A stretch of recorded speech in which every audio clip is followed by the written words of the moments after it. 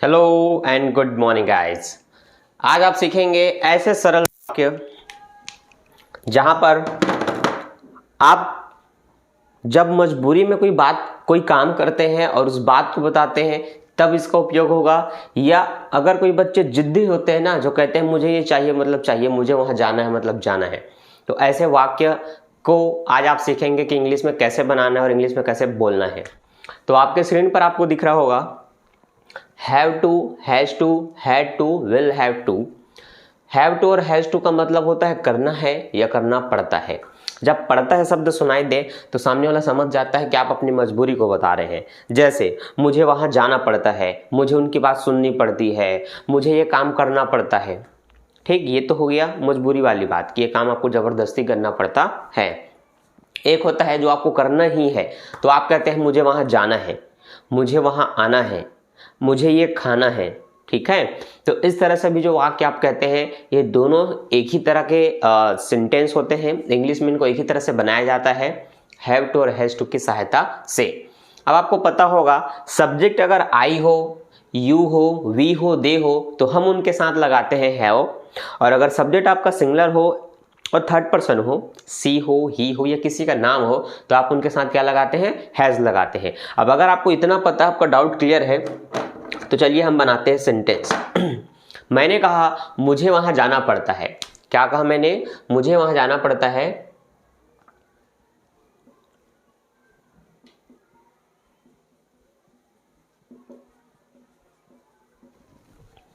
ये तो आपका स्ट्रक्चर ये हो जाएगा, सब्जेक्ट प्लस हैव टू या हैज टू, पास्ट में बनाएंगे तो हैड टू, तो सब्जेक्ट के बाद तुरंत आपको हैव टू या हैड टू का इस्तेमाल करना है, फिर वर्ब का फर्स्ट फॉर्म, फिर ऑब्जेक्ट रहेगा।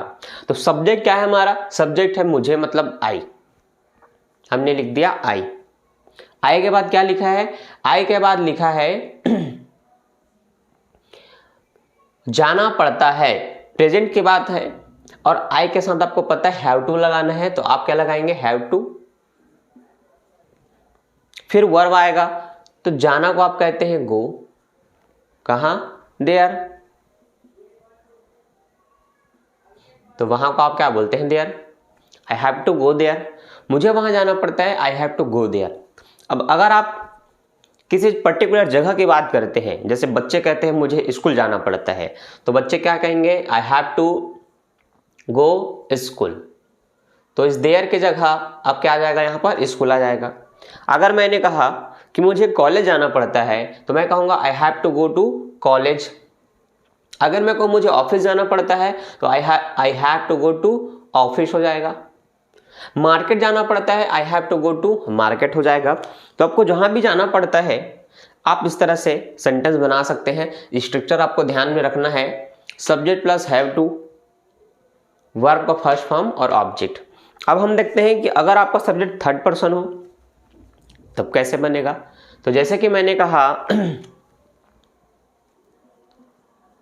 राम को चाय पीना पड़ता है।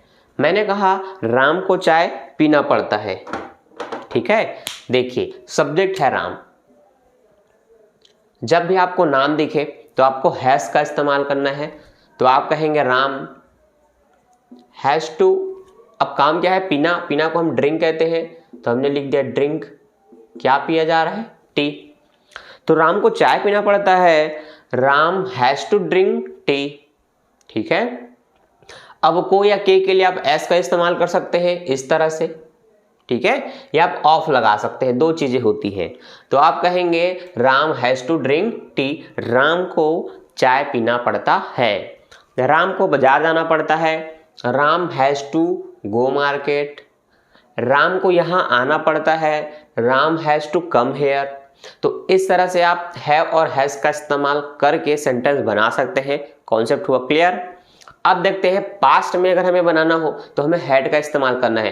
तो नहीं ध्यान देना है कि सब्जेक्ट कौन सा है, फर्स्ट, सेकंड, थर्ड, सब्जेक्ट जो भी हो सबके साथ सिर्फ हैड टू रहेगा। तो एक सेंटेंस देखिए, मैंने बोला मुझे चाय बनाना पड़ता था। ठीक है।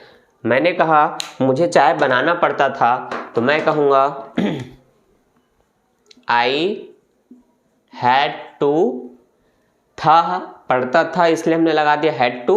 बनाना को बोलते हैं मेक। अब वो बनाना का मतलब केला नहीं है, यहाँ पर कार्य है कि आप ये काम बनाते हैं, ये काम कोई चीज पकाते हैं, ठीक है। तो मुझे चाय बनाना पड़ता है, I had to make tea. मैंने कहा उसे चाय बनाना पड़ता था। अब उसे अगर मैंने कहा, अगर वो लड़की है तो मैं कहूंगा she had to make tea या प्रिपेयर टी। तो इस तरह से आप बहुत सारे सेंटेंस बना सकते हैं। तो आपको क्लियर हो गया कि जब पास्ट बनाना होगा तो फिर सब्जेक्ट जो भी हो सबके साथ हमें क्या इस्तेमाल करना है, सबके साथ हमें सिर्फ और सिर्फ हैड टू का इस्तेमाल करना है। तो ये शो करता है पास्ट को, और आपका है और हैज ये दोनों शो करते हैं प्रेजेंट को। तो जब भी आप इस तरह के सेंटेंस बनाएंगे तो आपको खुद पहचान जाना है कि ये प्रेजेंट है और ये पास्ट है। अब आप समझ लेंगे फ्यूचर को। किसको समझेंगे? फ्यूचर को। तो देखिए फ्यूचर के लिए आप पढ़ेगा कहेंगे, जैसे आपको स्कूल जाना पड़ेगा, उसे यहां आना पड़ेगा, ऐसे वाक्य कहते हैं ना। तो मैंने कहा तुम्हें स्कूल जाना पड़ेगा, तुम्हें स्कूल जाना पड़ेगा। सब्जेक्ट के बाद विल हैव टू का इस्तेमाल करना है, फिर वर्ब का फर्स्ट फॉर्म, फिर ऑब्जेक्ट और अदर वर्ड। तो सब्जेक्ट है यू, हमने लिख दिया यू, पूरा का पूरा फिर क्या है विल हैव टू, हम लिख लेंगे विल हैव टू। काम क्या है इसमें? जाना, तो जाना को बोलते हैं गो। कहाँ? स्कूल, लिख लो भैया स्कूल, हो गया। तुम्हें स्कूल जाना पड़ेगा, you will have to go school. तुम्हें गर्म पानी पीना पड़ेगा, तो हम कहेंगे you will have to drink गर्म पानी, मतलब हॉट वाटर, ठीक है। इस तरह से सेंटेंस बनाएंगे। तो फ्यूचर में गागी के से पहचान हो जाती है। जब आपको ये कहना हो कि तुम्हें ये वो करना पड़ेगा, तब आप इस तरह से सेंटेंस बनाएंगे। स्ट्रक्चर बहुत ही सिंपल है, subject plus will have to plus verb का first form plus object. Present और पास्ट में सब्जेक्ट प्लस हैव टू और हैज टू प्रेजेंट में, पास्ट होगा तो हैड टू लगाना है, फिर वर्ब का फर्स्ट फॉर्म और ऑब्जेक्ट और अदर वर्ड। यहाँ पर आपको याद नहीं रखना है कि वर्ब का सेकंड फॉर्म या थर्ड फॉर्म लगाना है, बस फर्स्ट फॉर्म से आप तीनों काल का सेंटेंस बना सकते हैं। बदलेगा आपका हैव हैड में, और उसके बाद फ्यूचर के लिए विल हैव टू। क्लियर है? समझ में आ गया? अब तक जो भी आपने सीखा ये सब पॉजिटिव सेंटेंस थे। अब आप नेगेटिव भी बनाएंगे इसका और बोलेंगे, इंटरोगेटिव भी बनाएंगे। तो सबके स्ट्रक्चर मैंने दिया हुआ है, देखिए ध्यान से। सबसे पहले हमने जो स्ट्रक्चर दिया था वो पॉजिटिव में था। अब जो नीचे मैंने लिखा है तीनों, ये इंटरोगेटिव है, ठीक है, प्रश्नवाचक वाक्य है। तो प्रश्नवाचक वाक्य दो तरह से होते हैं। एक नॉर्मल प्रश्न, क्या मुझे वहां जाना है। दूसरा, वहां तुम्हें क्यों जाना है। तो क्यों, कैसे, कहाँ, ये सब WH फैमिली मेंबर के क्वेश्चन वर्ड होते हैं। तो अगर वो आपके प्रश्न में है तो आप उनको पहले लिखेंगे। फिर अब आपको बताता हूं, ध्यान दीजिए। जब आप सिंपल या नॉर्मल सेंटेंस बनाते हैं तो वहां पर आपको डू और डज दिखता है। जब आप प्रेजेंट सिंपल बनाते हैं तो आपको क्या दिखेगा? डू और डज प्रेजेंट में छुपा होता है। तो जब भी आप हैव और हैज का इस्तेमाल करते हैं तो वहां पर डू और डज होता है। तो जब भी आप इंटरोगेटिव बनाएंगे तो स्ट्रक्चर कहता है कि सबसे पहले आपका डिड होना चाहिए, फिर वो सब्जेक्ट, फिर हैव टू, फिर सॉरी ये पास्ट का हो गया, ठीक है, पास्ट का हो गया, ये प्रेजेंट का नहीं है, प्रेजेंट का नीचे है। तो प्रेजेंट में आपको ध्यान देना है कि सबसे पहले अगर आपका क्वेश्चन वर्ड है तो वो, नहीं तो सबसे पहले फिर आपको डू लिखना है, फिर सब्जेक्ट, फिर हैव टू, फिर वर्ब का फर्स्ट फॉर्म, फिर ऑब्जेक्ट। इसी तरह अगर यहाँ पर कोई थर्ड पर्सन हो जहां पर आपको हैज का इस्तेमाल करना है तो आप यहाँ डज भी लिख सकते हैं, ठीक है, दोनों स्ट्रक्चर हुआ। लेकिन अगर आप पास्ट बनाते हैं तो फिर आपको पास्ट में डिड लिखना है, फिर सब्जेक्ट, फिर हैव टू, फिर वर्ब का फर्स्ट फॉर्म, फिर ऑब्जेक्ट। अब आप कहेंगे दोनों में हैव टू का इस्तेमाल क्यों किया गया? पास्ट के लिए आप हैड लगाते हैं क्या लगाते हैं, हैड। लेकिन जब आपने इंटरोगेटिव में डिड लिख दिया तो पास्ट का रिप्रेजेंट हो गया। उस सेंटेंस में पास्ट की बात कही गई है, ये डिड ने बता दिया, डिड देख करके पास्ट का पता चल जाता है। तो फिर से आपको हैड का इस्तेमाल नहीं करना है, आपको सिर्फ हैव लिखना है। जैसे आप सिंपल का पास्ट बनाते थे तो वहां पर आपको बताया गया था, जब आप डिड का इस्तेमाल करते हैं तो वर्ब का फर्स्ट फॉर्म होना चाहिए, ना कि सेकंड फॉर्म। ठीक है, डिड आई वेंट स्कूल नहीं होता, डिड आई गो स्कूल होता है। ठीक है, तो जब भी आपको डिड दिखे तो वर्ब का फर्स्ट फॉर्म। क्लियर है। और नॉर्मल फर्स्ट फॉर्म में तो फर्स्ट ही फॉर्म रहेगा, तो डू डस इस तरह से आपको लगाना है। तो ये हुए आपके स्ट्रक्चर प्रेजेंट और पास्ट के। अब फ्यूचर के देखिए, फ्यूचर में आपको पता है विल हैव टू दोनों है, तो इसका स्ट्रक्चर हो जाएगा, अगर क्वेश्चन वर्ड है तो पहले उसको लिखेंगे, उसके बाद इन दोनों में से आपको विल को पहले लिखना है। तो फिर हो गया question word plus will plus subject plus have to plus verb का फर्स्ट फॉर्म, फिर ऑब्जेक्ट और अदर वर्ड। अब स्ट्रक्चर देख लिए, अब उनकी सहायता से सेंटेंस बनेगा कि नहीं, चलिए बना करके देखते हैं और आपके डाउट क्लियर करते हैं। ठीक है, चलिए बने रहिए।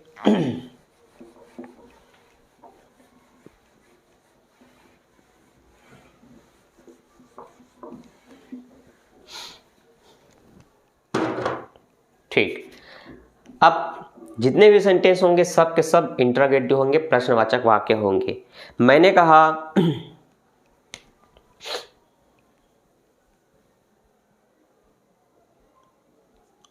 उसे क्यों नाचना पड़ता है। अब देखिए, क्यों जब भी दिखा आपको समझ आना है कि एक क्वेश्चन वर्ड है, तो स्ट्रक्चर कहता है कि सबसे पहले तो उनको ही लिख लेना है। तो हम कहेंगे क्यों के लिए वाई, क्या कहेंगे, क्यों के लिए वाई, उसे क्यों नाचना पड़ता है इससे प्रेजेंट पता चल गया। ठीक है, अब यहां पर जो सब्जेक्ट है वो उसे है, उसे हम ही या सी कहेंगे, और ही या सी कहेंगे तो आपको पता है वहां पर आपको हैज इस्तेमाल करना है। क्या इस्तेमाल करना है, हैज।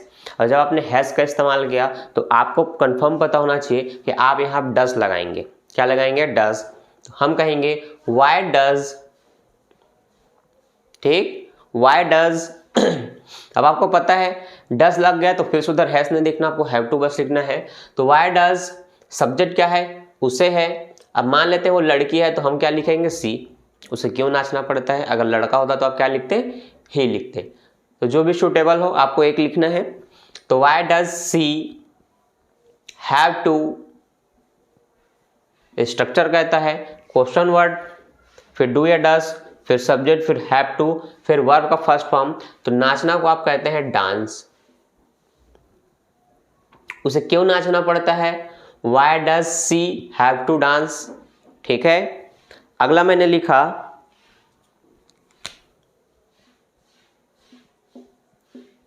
आपको क्यों यहां आना पड़ता है। किसी ने पूछा आपको क्यों यहां आना पड़ता है, हम कहेंगे क्यों के लिए सबसे पहले वाई, क्या कहेंगे, वाई। अब आपके लिए आप हैव का इस्तेमाल करते हैं और उनके साथ डू लगता है, तो why do you have to come here, तुम्हें या आपको यहां क्यों ना पड़ता है, वाई डू यू। ठीक है, तो क्वेश्चन वर्ड, फिर do plus subject plus have to plus verb का फर्स्ट फॉर्म प्लस ऑब्जेक्ट, सब आपको दिख रहा है। तो हमने जमा दिया why do you have to come here, आपको क्यों यहां आना पड़ता है। ठीक है, अब अगर मैं बोलूं आपको क्यों यहां आना पड़ा या आपको वहां क्यों जाना पड़ा। ठीक है, हमने कहा या सिंपल एक लिख लेते हैं जिसमें क्यों कैसे ना हो। तो हमने लिखा क्या आपको वहां जाना पड़ा।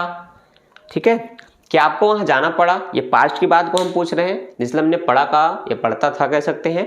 तो हमने कहा कि आपको वहां जाना पड़ा, आपको पता चल गया कि सेंटेंस क्या है, पास्ट है। और जब पास्ट का शो हो जाए तो आपको डिड लगाना है। क्या लगाना है, डिड। सबसे पहले डिड, फिर सब्जेक्ट, तो सब्जेक्ट है यू, फिर आपको हैव टू लगाना है। क्या लगाना है, हैव टू। क्या आपको वहां जाना पड़ा, did you have to go there. बन गया सेंटेंस। समझ आ रहा है? तो पास्ट में आपको इस तरह से सेंटेंस को बनाना है। क्या मुझे उसे देखना पड़ा? तो मैं कहूँगा did I have to see her. क्या मुझे उसे देखना पड़ा? Did I have to see her. क्या मुझे इसे पीना पड़ा? Did I have to drink it. इस तरह से आप बहुत सारे सेंटेंस बना सकते हैं। ठीक, अब देखते हैं फ्यूचर का।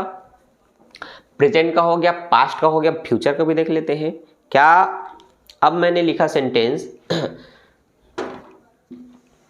क्या आपको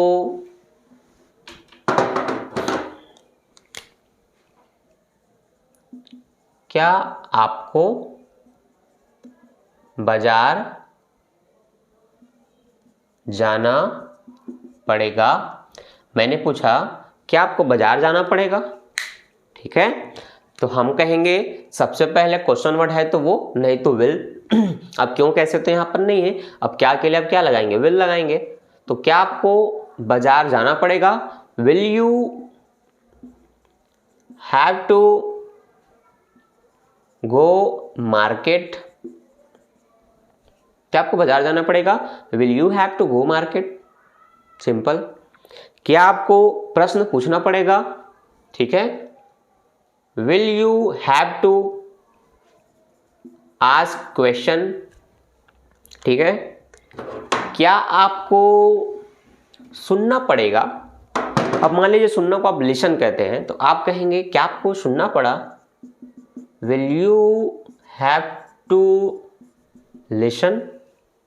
ठीक, क्या आपको सुनना पड़ेगा? Will you have to listen. क्या आपको बताना पड़ेगा? Will you have to tell. ठीक है, तो इस तरह से आप बहुत सारे सेंटेंस बना सकते हैं। तो आपने क्या सीखा? प्रेजेंट का इंट्रोगेटिव, पास्ट का इंट्रोगेटिव और फ्यूचर का भी इंट्रोगेटिव। अब आपने पॉजिटिव से इंट्रोगेटिव बनाना सीख लिया, तो अब सीख लीजिए आप नेगेटिव बनाना। अब नेगेटिव बनाएंगे तो आपको ध्यान रखना है कि सब्जेक्ट के तुरंत बाद आपका है और या है से हेड होना चाहिए, और उनके तुरंत बाद नॉट फिर लगेगा टू। तो subject plus have plus not plus to plus verb का फर्स्ट फॉर्म, फिर ऑब्जेक्ट और अदर वर्ड। ठीक है, देखिए एक सेंटेंस में यहां लिखता हूं। मैंने लिखा मुझे वहां नहीं जाना। मैंने बोला था कोई काम करना है, ठीक, या करना पड़ता है, दोनों के सेंस के लिए आप लगाएंगे हैव टू और हैज टू। तो मुझे बाजार नहीं जाना, तो मैं कहूंगा आई, फिर हैव, फिर नॉट। तो मैं कहूंगा I have not to, subject plus have plus not plus to plus verb का फर्स्ट फॉर्म। तो अब जाने की बात हो रही है तो गो देयर। ठीक, मैं वहां नहीं, मुझे वहां नहीं जाना, तो I have not to go there. ठीक है, मुझे रोटी नहीं खाना, मुझे रोटी नहीं खाना। तो जब मैंने कहा मुझे रोटी नहीं खाना, तो मैं कहूँगा I have not to eat chapati. ठीक, ठीक है। अब मैंने पूछा उसको नहीं नाचना पड़ता था। ठीक है, पास्ट में मैंने कहा किसी लड़के के बारे में कि उसको नहीं नाचना पड़ता था, तो मैं कहूँगा he had not to dance। उसे नहीं नाचना पड़ता था, he had not to dance। उसे नहीं पीना पड़ता था। अब मान लीजिए वो एक लड़की थी, तो मैं कहूँगा she had not to drink। उसे नहीं पूछना पड़ता था, या मान लीजिए मैंने कहा राम को नहीं पूछना पड़ता था, तो Ram had not to ask. बन गया। तो जहां पर आपको हैव नॉट दिखा वो प्रेजेंट है, जहां पर आपको हैड नॉट दिखा वो पास्ट है। अब मान लीजिए जब फ्यूचर बनाते हैं तो फ्यूचर में अब सिंपल सी बात है, आपको देखना है कि सब्जेक्ट के बाद विल, फिर उसके बाद नॉट, फिर हैव टू, फिर वर्ब का फर्स्ट फॉर्म, फिर ऑब्जेक्ट और अदर वर्ड। मैंने कहा मुझे स्कूल नहीं जाना पड़ेगा, मैंने क्या कहा, मुझे स्कूल नहीं जाना पड़ेगा, तो I will not have to go school. मुझे स्कूल नहीं जाना पड़ेगा, I will not have to go to school. ठीक है, हैव टू गो स्कूल, इस तरह से आप बना सकते हैं। और इसी तरह से अगर हमने कहा कि मम्मी को बाजार नहीं जाना पड़ेगा, तो हम कहेंगे, बनाओ सेंटेंस, मम्मी या mother will not have to go market. Mummy को बाजार नहीं जाना पड़ेगा, mummy will not have to go market. ठीक है, तो आपने समझ लिया, प्रेजेंट बनाना हो चाहे पास्ट बनाना हो चाहे फ्यूचर बनाना हो, स्ट्रक्चर आपको ध्यान में रखना है और उसकी सहायता से जितने हो सके उतने सेंटेंस बनाना है। तो आपने पॉजिटिव, इंट्रोगेटिव, नेगेटिव अच्छे से सीख लिया। अब आपका बचा है इंट्रा प्लस नेगेटिव। अब देखिए ये कैसे बनेगा। अब जब भी आप इंट्रा प्लस नेगेटिव बनाएंगे तो आपको ध्यान देना है, सबसे पहले एक प्रश्न वाक्य होता है, इसलिए आपका डू या विल या डिड ये पहले रहेगा। ठीक है, तो अगर आप इंट्रा प्लस नेगेटिव बनाते हैं तो आप दो तरह से बना सकते हैं। एक, जो हेल्पिंग वर्ब सामने में आना है आप उसमें नॉट ऐड कर सकते हैं, तो क्वेश्चन वर्ड और नॉट दोनों साथ में दिख गया तो समझ जाए, पढ़ने में आसानी होगा, सामने वाला भी समझ जाएगा कि आप प्रश्न प्लस नकारात्मक के वाक्य कर रहे हैं। तो एक इस तरह से बनेगा। दूसरा, पहले क्वेश्चन वर्ड फिर सब्जेक्ट फिर नॉट फिर बाकी के जैसे स्ट्रक्चर होता है वैसे जमाना। एक एग्जाम्पल देखिए, मैंने कहा क्या आपको चाय नहीं बनाना पड़ता है। ठीक है, प्रेजेंट में मैंने किसी से पूछा क्या आपको चाय नहीं बनाना पड़ता है। ठीक है, कोई लेडीज थी जिसने बताया कि उसे चाय नहीं बनाना घर में, तो मैंने पूछा हाँ आपको चाय बनाना नहीं पड़ता। तो अब मैं देखिए क्या के लिए आपको पता चल गया, प्रेजेंट में आपको डू लगाना है आपके साथ, तो आप सबसे पहले कहेंगे डू, सब्जेक्ट है यू, फिर लगा दो नॉट, फिर रहेगा हैव टू, काम क्या है बनाना। ठीक है, तो मेक टी। क्या आपको चाय नहीं बनाना पड़ता, do you not have to make tea. लेकिन अगर मैं इसको दूसरे तरह से कहना चाहूं तो मैं इसको ऐसे भी कह सकता हूं, जो स्ट्रक्चर आपको दिख रहा है, don't you have to, verb का फर्स्ट फॉर्म मतलब मैक टी। क्या आपको चाय नहीं बनाना पड़ता, don't you have to make tea. क्या आपको स्कूल नहीं जाना पड़ता, don't you have to go school. क्या आपको प्रश्न नहीं पूछना पड़ता, don't you have to ask a question. बन गया। तो जो भी आपको सरल लगे उस तरह से आपको इंटरोगेटिव बना लेना है। ठीक है, तो ये रहा आपका प्रेजेंट का। यहीं पर आप पास्ट का भी बना सकते हैं, डिड और नॉट एक साथ जोड़ के डिडंट हो जाएगा। ठीक है, क्या आपको स्कूल नहीं जाना पड़ता था, तो आप कहेंगे didn't you have to go school. क्या आपको स्कूल नहीं जाना पड़ता था, didn't you have to go school. या आप कहेंगे did you not have to go school. Simple, दोनों तरह से आप बना सकते हैं। ठीक, इसी तरह से फ्यूचर का आप बना सकते हैं, क्या आपको चाय नहीं बनाना पड़ेगा, क्या आपको चाय नहीं बनाना पड़ेगा, तो आप कहेंगे will you not have to make tea. क्या आपको नहीं नहाना पड़ेगा, will you not have to bath. ठीक है, अब देखिए नॉट और विल को जोड़ेंगे तो इसको वॉन्ट कहेंगे, won't you have to bath. ठीक है, ये हो गया आपका सेंटेंस। तो इस तरह से जितना हो सके सेंटेंस बनाइए और इसको क्लियर कीजिए। तो आपको मैंने प्रेजेंट, पास्ट, फ्यूचर सब कुछ अच्छे से बता दिया कि सबका इंट्रोगेटिव कैसे बनेगा, सबका नेगेटिव कैसे बनेगा। तो जब भी आपको ऐसे वाक्य कहना हो जहां पर आपकी मजबूरी झलके या कोई काम आपको मजबूरी से करना पड़े, तो आप इस तरह से उसको बनाएंगे और उसको फुलफिल करेंगे, कंप्लीट करेंगे। अब आपको अभ्यास अगर करना है इनका कि एक ही सेंटेंस को कैसे आप interrogative, negative, present, past, future में बदलेंगे, तो बस एक ही सेंटेंस लिखिए और उनको कन्वर्ट करते जाइए जितने भी फॉर्म मैंने आपको अब तक सिखाया। जैसे एक सिंपल सा सेंटेंस बनाइए कि मुझे सोचना पड़ता है, आई हैव टू